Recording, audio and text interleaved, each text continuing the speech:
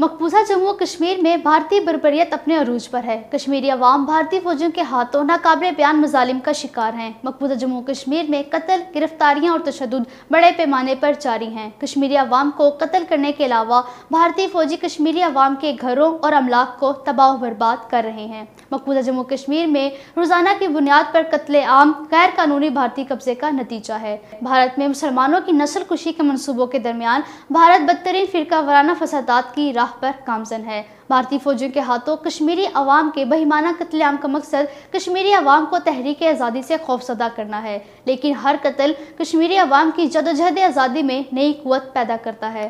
5 अगस्त 2019 से कश्मीरी अवाम के खिलाफ भारतीय मजालिम में कई गुना इजाफा हुआ है। मकबूजा जम्मू कश्मीर में हर दूसरे दिन अलमिए और सदमे की ना ख़त्म होने वाली कहानियाँ मंजर आम पर आ रही हैं। अप्रैल के आखिरी महीने में सफाक भारतीय फौजियों ने 26 कश्मीरियों को शहीद किया।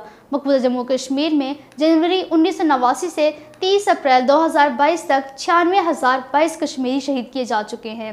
ये शहादतें मकबूजा जम्मू कश्मीर में भारतीय बर्बरियत का मुंह बोलता सबूत हैं। मोदी हुकूमत मकबूजा जम्मू कश्मीर में अपने फौजी कब्जे को मजबूत करने के लिए गैर जमहूरी हरबा इस्तेमाल कर रही है। हज़ारों कश्मीरी काले कवानीन के तहत भारतीय जेलों में बंद हैं।